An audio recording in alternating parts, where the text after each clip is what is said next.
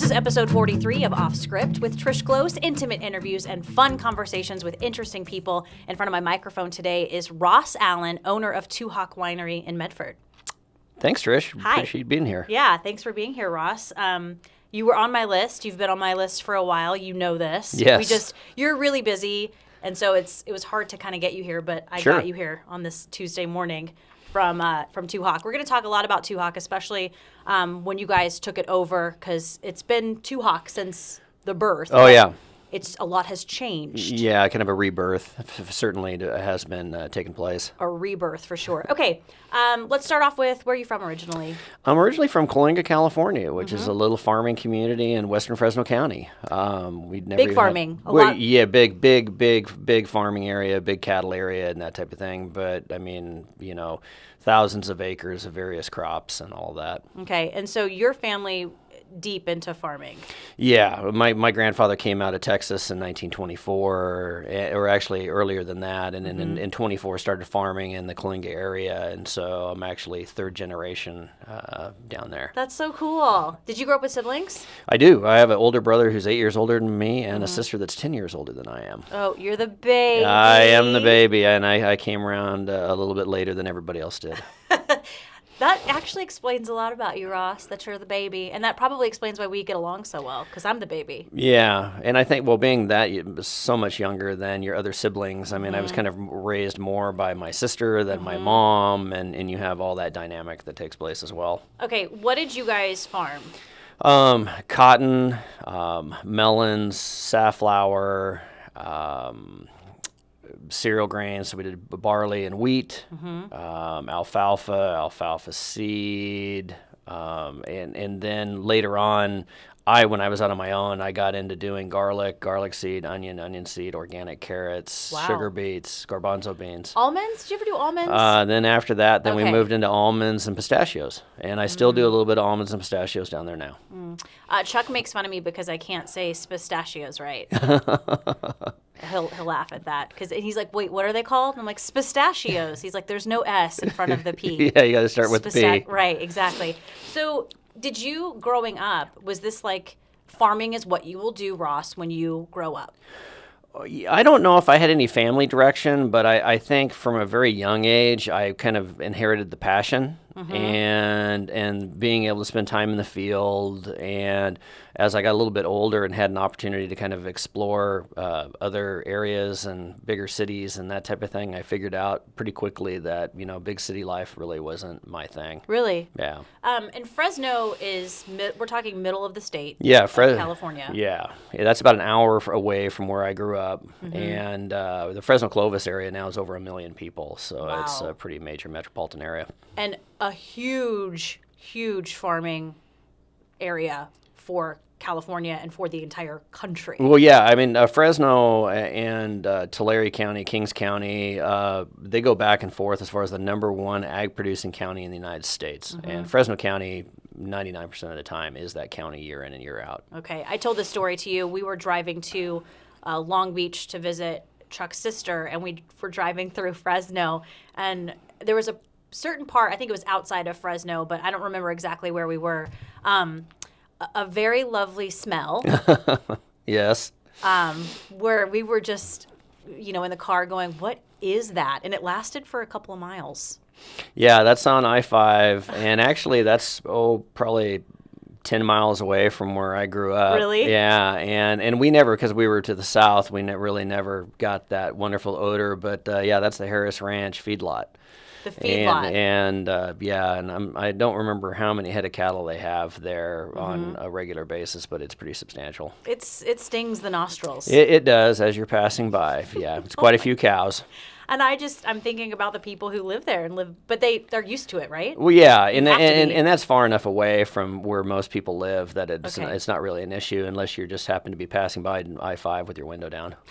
Man, it's bad. Did you guys ever do cattle growing up too? We did. Okay. Yeah, but just on a small basis though. I mean, it was just, I think the most we ever had at one time was maybe 50 or 60 head, something like that. Was that really just for you guys or for neighbors? Or, I mean, because this was for consumption. Yeah, I mean, we did it, and it was just kind of a cow-calf operation of where we'd have the calves, raise them up to a certain weight, and then sell them. And we did that for quite a bit. And then we sold all of our cows and ended up just leasing out the pastures to the neighbors so they could run their cows on that. Okay. So, I mean, you really are, from the day you were born to even right now, you have been, for the most part, just a farmer. Yeah.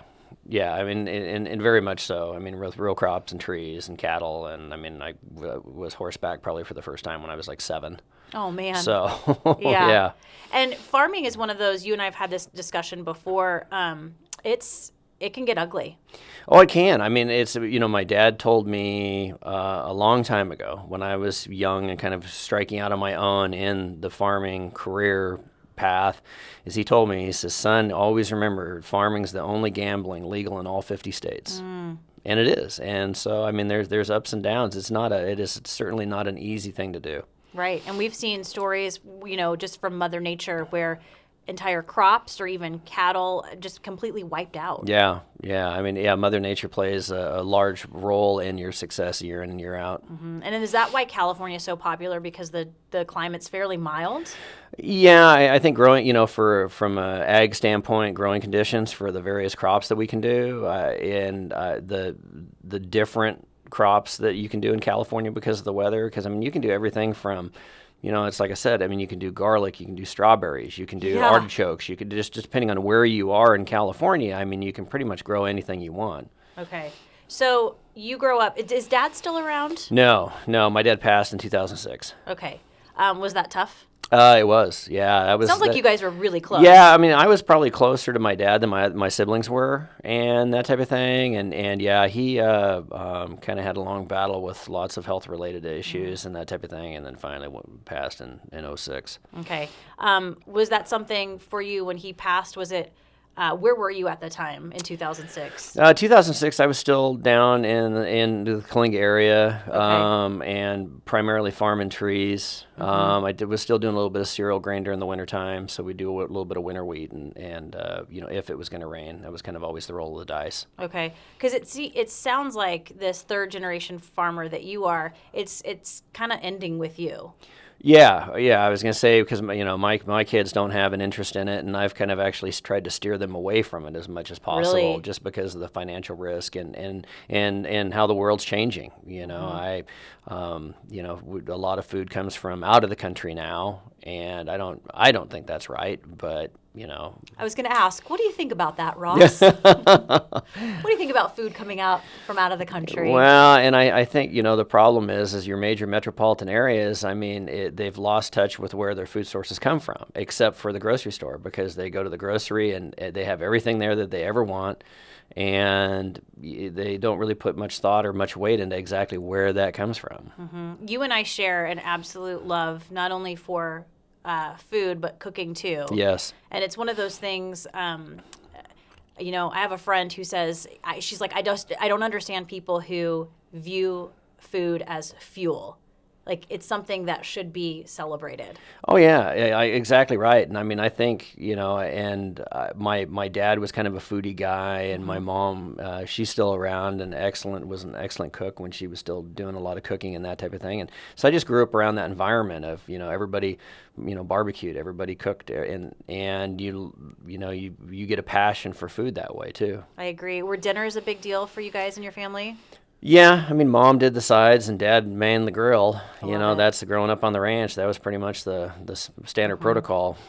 When we would visit my grandparents, this tiny little town in South Carolina, we would grill ribeyes. And it was so bizarre to me, the thinnest ribeyes you've ever seen, which now I know for you and I, that's like stupid. The thicker, the better. But these thin ribeyes that were grilled perfectly by my grandpa every single time, we would have iceberg lettuce with ranch dressing and just baked potatoes with all of the goods. Yep. And that was like the perfect Saturday night dinner. Yep. I mean, we had very similar. I remember my granddad. It had an open fire, so it was wood that he always cooked with, and so the fire would be raging by the time we came over for dinner, and then he'd throw steaks on, and you'd have the same thing: potatoes, salad. Yeah. Or my grandmother was from Oklahoma, and so it might be green beans and bacon or something like that. So. You You miss that? I do. Yeah. Yeah. Same here. I miss that just old way, and not that I'm going to do it. I'm not going to build a fire pit in my backyard and, throw half a hog on there. But I mean, that's how I grew up in South Carolina. Yeah. That's just how you did things. Yep. Interesting. So you're growing almonds, among other things, and this is around 2006. Mm-hmm. How did you get into the law enforcement side of your life? That goes way back to when I was in high school. Oh, okay. And back in the mid-'80s, my mom and dad had separated. My dad moved to the Bay Area. Being a cantankerous young soul, my mom and I know, it's shocking. My mom and I didn't really get along, and so I moved to the Bay Area to live with my dad.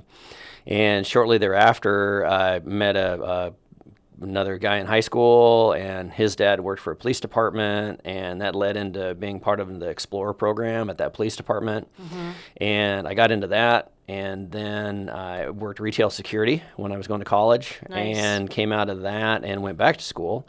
And what was the Explorer program? Was that just like an internship kind of thing? The Explorer program is actually a branch of the Scouts, of the Boy Scouts. Oh, really? It is, and so they have it. They call it the Explorer Scout program, mm-hmm. and they have that for law enforcement agencies, and they do it with a few other different things. And basically, I mean, you kind of tip your toe into that career path, and so you have a uniform, and you do ride-alongs, and you participate on a peripheral level, for security at events, mm-hmm. Almost along the lines of what a community service officer does as well, and so it's a pretty cool deal. You were like a scout. I was. That's so cute. That's so cute. So you started doing, you said security, retail security? I did retail security when I was going to college. Yeah. Awesome. What was that like? Well, it was pretty awesome because I started at Ross Dress for Less.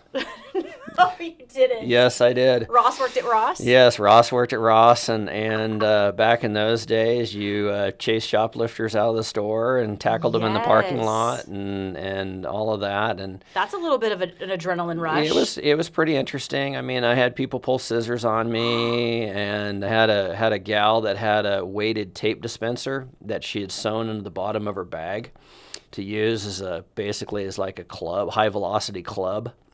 That's thinking outside the box. Oh, it was. Yeah. That was pretty interesting. So. Oh man. So you're what, like 20? Yeah, 21? Because I got into that. I mean, I was 18, I think, when I started all that. And you're chasing shoplifters out of Ross. Yeah. I love it. Did you work in any other retail stores? I worked after that. I went to Emporium Capwell, which was a big Bay Area brand, very similar to Macy's, very high end. And that store I worked in had about 350 employees. It had a bar and a restaurant built into it. It was like a community. Okay, so where does this path lead you then? Well, I'm still going to college for ag, my farming career, but I'm doing kind of a law enforcement track as well. And then I went back in '88. I went back to the ranch to go to work for the family, and really missed kind of that law enforcement aspect, and so I went back to the community college to finish off what I needed to do for law enforcement. And then in 1990, I started with Fresno County Sheriff's Office as a reserve deputy, and so I'd farm during the day and chase bad guys at night. Wow. You really, at this point in your life, you have these two loves. Yep. Farming and chasing bad guys. Pretty much. So that's a lot on your plate. It is. Did you sleep? Not much. Not much. When are we talking? What year is this? 1990. Okay. And you're how old? 51, going on 52. Oh. Yeah. So. No.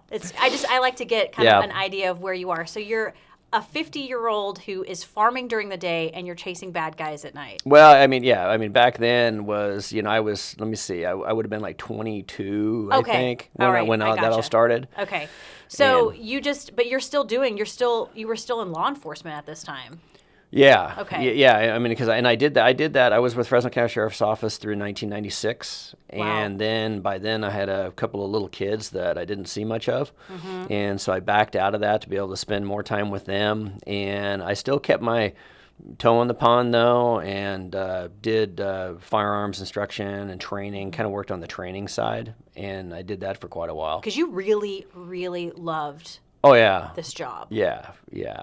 I mean, over the years, I mean, obviously politics have come into play tremendously, but back then, I mean, it was a very powerful sense that you're doing something very positive for the community, and you're making change, and you can see change. I mean, you would, enforce an area that might have a drug problem or something like that, and you reduce that of where people are safe to walk around at night and that type of thing. It was very rewarding. And so talk to me a little bit then because you are still kind of doing both. I mean, even after you back out a little bit because you have kids, eventually you get back into... I do, yeah. I go back in full throttle. And what happened there is a friend of mine who I was a chief for various departments that I knew, basically went into a community that had a police department problem and fired everybody and rehired new people across the board. Wow. It was kind of like the walking tall thing. And he was one that he gave me a call and said, hey, we need a range master, we need this, we need that. And I said, okay, well, I'll do that for you.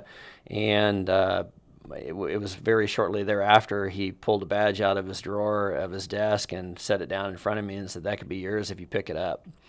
And I didn't that day. And I pondered, and then it was probably the day after that I came back and we had the same conversation over again, and that time I picked it up and I went back in and started going back to working nights. Wow. And what was your position? I came back in as a corporal, so it'd be kind of an elevated patrol level, and field training officer, shift supervisor. Okay, so you're working nights. Yep. Was that a shift you wanted to work, or that's just what was available? Primarily. I mean, I'd rather work nights than days. Really? And, yeah, because that's when you actually get to do stuff. The action. Yeah, I mean, days are, traffic and, school resource stuff. Snooze fest. Yeah, exactly. Pretty much. Okay, so you eventually, I mean, you're full throttle in this law enforcement side, and then it even gets bigger than... It does, yeah. Yeah, I had got back into it, and then I had an opportunity to basically be loaned from my department to California Department of Justice for a program that they had that dealt with primarily Mexican and Asian drug cartel producing marijuana in the state of California. And so I went to go to DOJ. And we're talking about illegal pot grows. Correct. Yeah, major. I mean, and these things were funded by drug cartel because it's easier for them to send people across the border to grow it. And back then, to send people across the border to grow it in California to produce it than it was trying to smuggle it across the border. Right. And I remember, too, just being on the news side of things a decade ago or more. Yep. This was huge news. It was. We would go out with some of these law enforcement agencies and go looking for pot grows. Yep.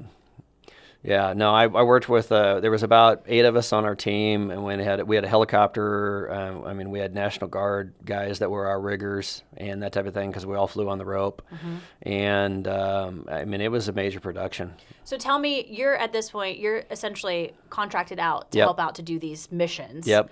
What do they look like? Like, walk me through a typical mission. Is it crack of dawn? Is it before then? Well, it's you go on the road, and and they had various teams throughout the state. I was in the Emerald Triangle, and so I worked Sonoma, Mendocino, Humboldt, and Del Norte counties. Is that considered the Emerald Triangle? Yeah, you get a little closer to Humboldt, and then you have the Emerald Triangle. Humboldt is, and I'm interrupting you. Humboldt is, it's like weed capital. Oh yeah, in big time weed capital. Because they started growing there back in the '60s. And when we were there, we really didn't have much interest in the little local guys doing their thing. Yes, at the time it was illegal, and yes, could we have done something? But that really wasn't our mission. Our mission was to try and shut down the drug cartel guys that were producing copious amounts of weed and then shipping it out of state or shipping it down into the Bay Area into the school systems. Okay, that is good work. So again, sorry, you're working with other agencies across the state to go look for these grows. Yep. And so basically, you'd get up in the morning early and, grab a bite of breakfast. You'd go to a briefing. From the briefing, you'd drive to a landing zone that they had predetermined, and then you'd gear up. The helicopter would come in, the National Guard would rig it up with the rope, and you'd clip on, and off you went. Okay, clip on meaning you're clipped onto the rope. Yep. You're dangling Yeah. from a helicopter. Yeah, we had a 100-foot rope, 150-foot rope, and 200-foot rope, depending on the canopy we had to penetrate. A lot of people would look at that and go, "That's awesome," and then a lot of people would look at that and go, "You're nuts." It's a pretty unique experience to get drugged behind a helicopter through the air, and we all wore GPS units and that type of thing, so we could be able to notate where we were. And it has a speed function on it as well. And so the fastest recorded that I've ever had on my GPS getting drugged through the air was 148 miles an hour. Oh, my Lord. So that's kind of one of those deals when you look over your shoulder, the helicopter's out in front of you, and you're behind the helicopter a ways. No thanks. That's a butt clench, pee in my pants moment. What's the significance about dangling from the helicopter? I mean, what was your job? Well, because a lot of these these cartel grows that we dealt with were in very, very isolated areas of the national forest and BLM, either state property, federal property. And they were extremely remote. I mean, these guys would literally hike in, 6 to 8 hours with propane cans on their back and that type of thing to set up these camps in order to do that. And so the access that we had was by air. And so they would recon, spot these grows, and then we'd deploy out and go in and see if we'd be able to find the guys there and then destroy the crop. Well, and from my knowledge, too, these aren't friendly people who are growing. No. Most of these guys that we dealt with, some of them, were armed, but for the most part, they didn't realize, or they did realize that, it probably really wouldn't be a good idea to try and take on a whole group of people out in the woods. Right. And you guys would go in, you would get dropped in there, and then the whole effort was to destroy these plants. Yeah. You'd go in, you'd check, if there's people to catch, you get that done. Okay. And then we had to kind of clear the area too, because there's a lot of booby traps, and so there would be like what?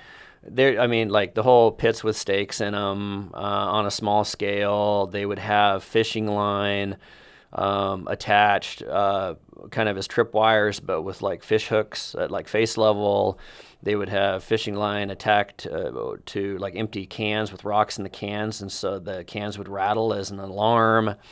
They would have stuff rigged up to like mousetrap and shotgun shell type stuff. You didn't find that particular one very often, but every once in a while you would. So you'd have to clear it for safety, and then you could go in and actually go ahead and remove the crop. This is like Goonies and Indiana Jones stuff. Pretty much. That's insane. And so you go in, you cut down all of these plants, and I've always been curious, what happens to them after this? You bundle them up, the helicopter comes back, and you fly it all out. And back then what they did is the helicopter would drop them and drop that into trucks, and the trucks would take it to a pit and they'd bury it. They would bury it? Yep. Why not burn it or keep it? Well, because there's no use in order to keep it. Because the government can't turn around and sell it. So the government can't sell the weed. Yeah, so that's out. And no profit there. And they quit burning it. They did that early on, but then you have people standing around the burn pile, and that becomes a problem. Because they're all getting high. Because they're all getting high. Okay. And so by just burying it in the ground, letting it decompose, at the time, they thought was the easiest way. Okay, and obviously you're burying it in undisclosed locations because you don't want anyone knowing where all of this marijuana is. Yep. Was there ever a mission that you went on where, looking back on it, you were like, whoa, that was hairy?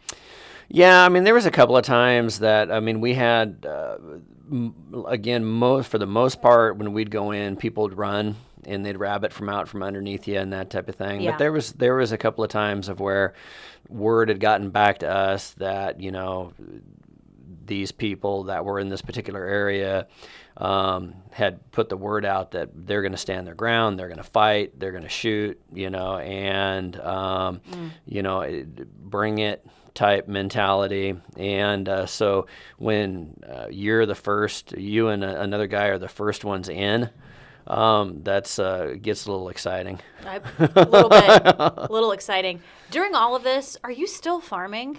Yeah, though because I had the tree deal, but the trees were young, and so there really wasn't a lot going on with the trees, and I had a guy back home kind of taking care of them for me. Okay. And so it wasn't like a real daily requirement, and so I could go home on a weekend or a day off and check in, and then come back. You were kind of like, hey, you deal with the trees. I'm busy. Yeah, exactly. So what happened that made you get out of this job that you were loving so much? Well, the DOJ project is, I mean, it's pretty high speed, low drag kind of rock star lifestyle. There's a lot into it, and it's really not a healthy environment for a long period of time.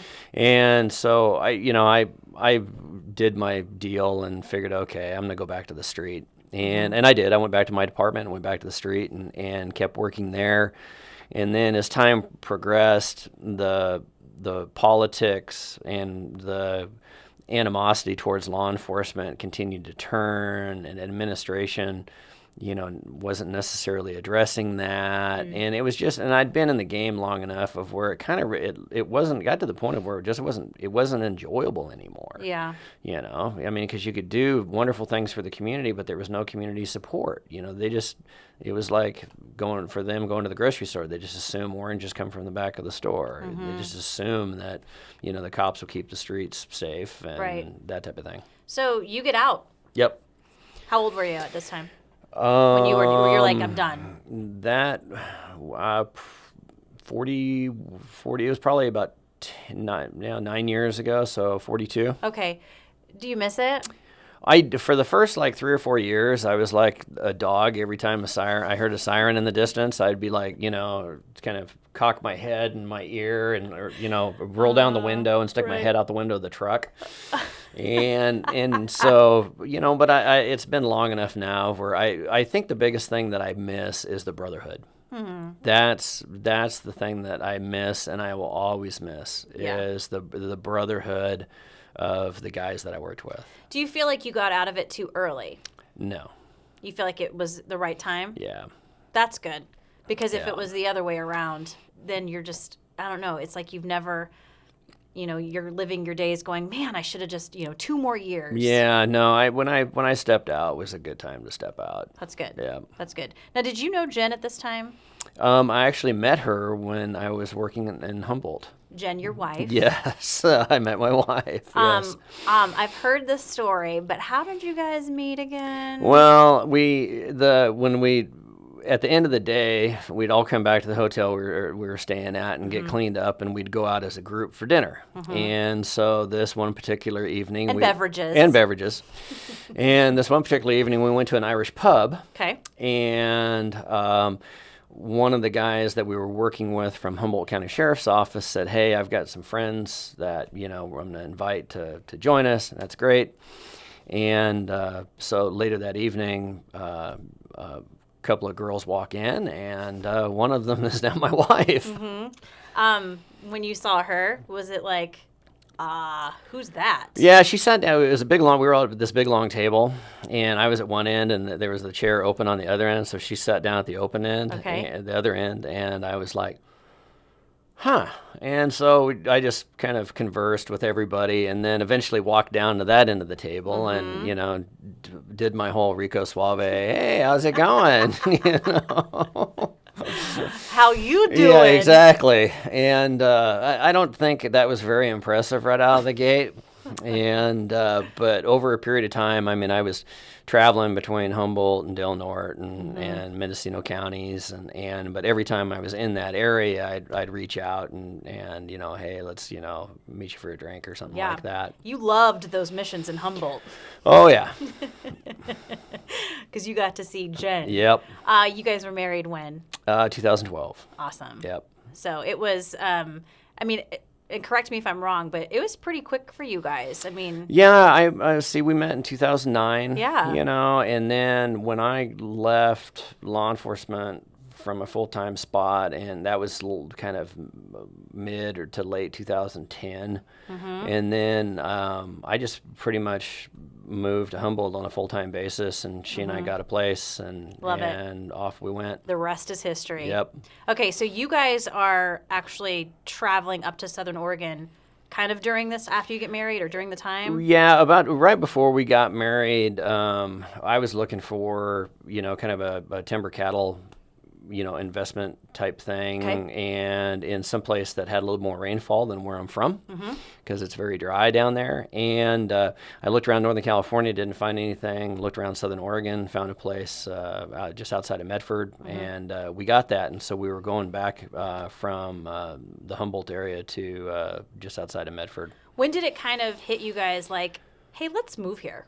That was probably really 2013-ish. Okay. We were going back and forth. We'd come up to Oregon, go back to California, come up to Oregon, go back to California. And it got to the point of where, one time we were driving back, like, why are we going back? And because we loved Southern Oregon. We love the people. We love the seasons and the weather. Just everything about the Rogue Valley, it was super cool. Okay. So And- you guys decided to move here. Yeah, so we decided, you know what, we don't have to live where we're living, and I can still commute down south to check on my stuff down there. Yeah. And so we started looking for a house, and next thing you know, we've got a vineyard and a house. Right. You pick a house that, hey, there's a vineyard here too. Yeah, it came with a vineyard and a tasting room. Oh, no big deal. It was really the house that you guys fell in love with. Yeah, and I, the real estate agent I had known from my previous time up here, and he said, hey, you really need to take a look at this place. And so I came in and we looked at the vines, and they needed a little bit of work and kind of some reconfiguration. And I was comfortable with my ag background that I could really take the vines to the next level. It might take me a year or two, but so I was good with that. Jen, from an office management and kind of HR person and all of that, the tasting room kind of fell into, what her forte is. And so we were like, yeah, this will be fun. They said. They said. This will be fun, they said. This was really, though, looking back at it, something that was kind of perfect for you guys if you were looking for that next big adventure. Yep. You had the ag background. I can grow grapes. I can clean up this vineyard. And Jen's thinking, and I can run this tasting room. Yeah, it really was. It at the time, it was, it was very difficult when we first got here, and it's been a blood, sweat, and tears to get to where we are now. But why was it difficult? well, we had the brand didn't have a really good reputation when we first got here. There was just a lot of growing pains, and because the number of acres that we had to start with, we knew we had to expand, and so that you have all that expansion that you have to take place, and then really having the vision that, look, if we're going to do this, we're going to go 120%, and we're going to make this an ultra premium brand. And so that's going to require a winery. That's going to require a winemaker. That's going to require, everything that we've done. And none of this existed at Two Hawk when you guys took this over. No, it was just like 14 acres of vines in the tasting room. And you said the vines were kind of a mess. Yeah, I tore out a little bit over a third of the original vines in 2014 when we first got here, and replanted those vines in 2014.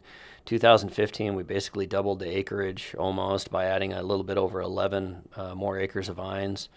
Got more vines going in this year. You built a winery in record speed. Yeah, 2016, we got that in just in time for harvest. Yeah. And really, really cool winery too, because it's all gravity flow and separate lines for red and white, because we want to, we're about trying to be, we really want to be an ultra premium producer. And the tasting room at the time was popular, but not for the reasons that you guys wanted it to be popular. Yeah, the tasting room was kind of more of a bar atmosphere, and live music Friday and Saturday nights. And when we first got here, they had kids that were, parking cars, like valet service out front. Wow. And it didn't have anything to do with wine and a tasting room and wine quality.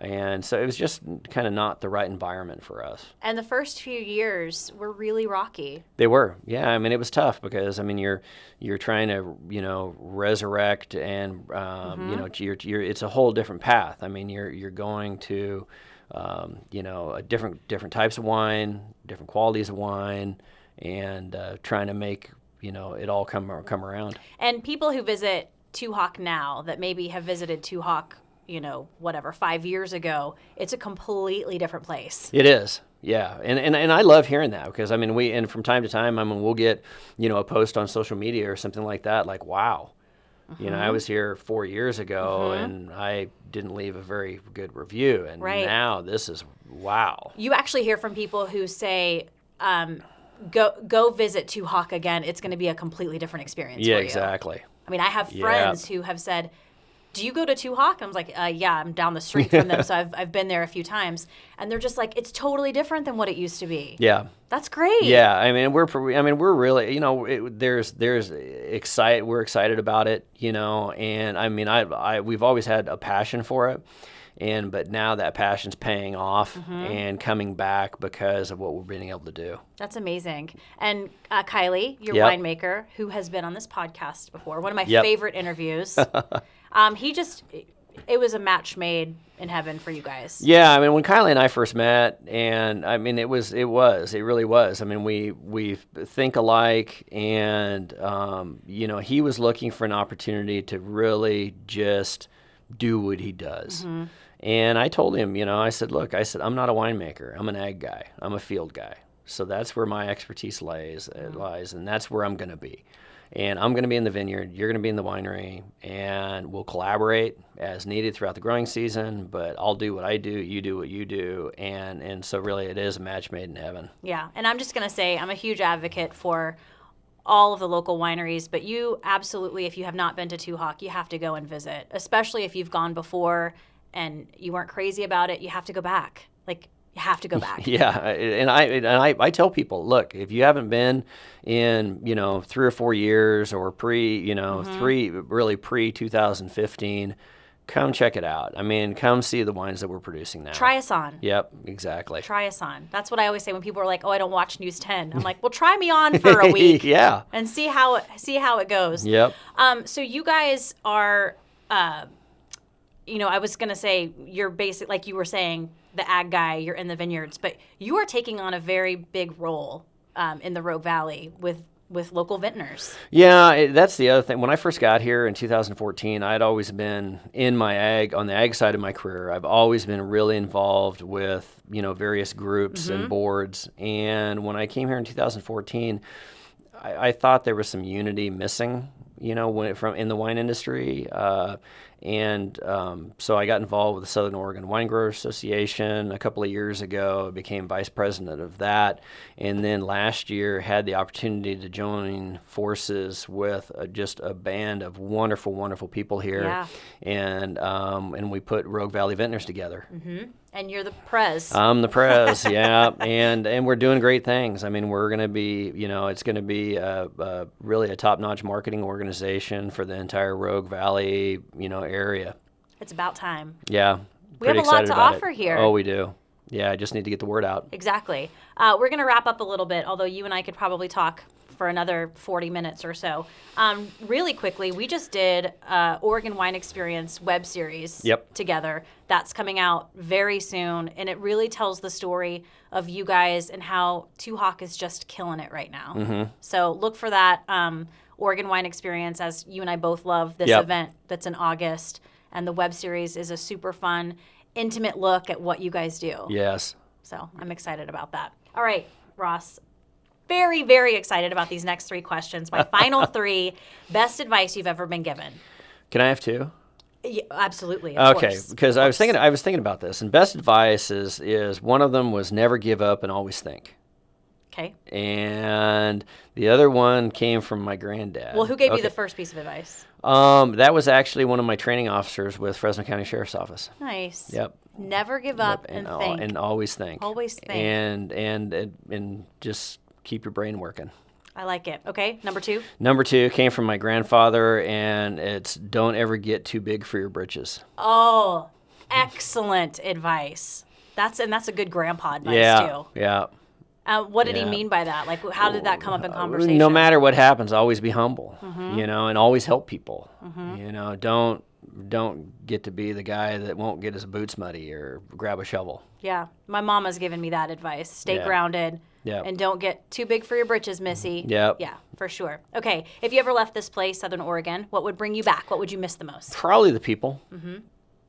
Yeah, I think all the people here, it's pretty unique, and as far as an area, and really, really solid people. Right. It's you find that you meet those friends who end up becoming your support system in your family. Yep. Yeah. I love that. Okay. Final meal, final drink. Ross Allen. Okay, final meal. So excited. And I'm gonna have to go down the list here. Well, let's say first. I mean, you and I are friends. Yep. We've cooked together. Yes. I've been in your kitchen. You've been in my kitchen. Yep. And cooking is something that we really share. And Yes. you are a damn good cook. And you are as well. Thank you. Your lamb lollipops are my favorite thing on this planet. Well, thank you. They're delicious. Like, I mean, can we have them in the tasting room maybe? Probably not, but... Dang it. Yeah. All right, sorry. This is your That's time right. to shine. Get back to your final meal. Okay, starting off, it would be escargot with a really, really nice crusty bread to soak up the butter when I'm done. Okay. Caesar salad. It's got to be a homemade dressing with anchovy. Of course. Yeah, dry-aged porterhouse. Because Okay. then that way you get the New York strip and the filet. Good one. How thick are we talking? We're talking probably like 1.5 inches, 2 inches thick. We're talking a real steak here. Yum. And this is grilled? Oh, yeah, probably reverse sear, maybe smoke it for a little while and then go 700 on each side for a couple minutes. I love this thinking. Baked potato with all the fixings. Yeah, because potatoes, but out of all the potato products, there's something about just a baked potato. Asparagus with hollandaise. You're not holding back. Nope. And then homemade rhubarb pie Oh, man. Okay. to wrap that up. All right. Yep. And your beverages, sir? That would probably be like an 86 Moton Rothschild and Bordeaux, and then to go with the pie, probably like a 63 Fonseca port. Fantastic. You really put some thought into that. I did. What right now is your, and I'm deviating, I don't care. What's your favorite meal that you're cooking right now in your kitchen?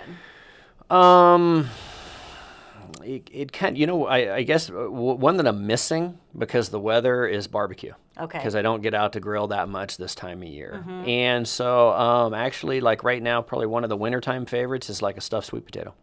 Wow. Okay. Like stuffed with what? Ground chicken, broccoli, kind of, you cook the chicken and broccoli together, maybe, get a little bit of moisture going on there, and then bake a sweet potato and just dump it all over the sweet potato, and then you just it's just comfort food. Oh, man. All right. Well, we're cooking together soon. Yep. So maybe I'll post some pictures of our dinner Yeah. on social media for everybody.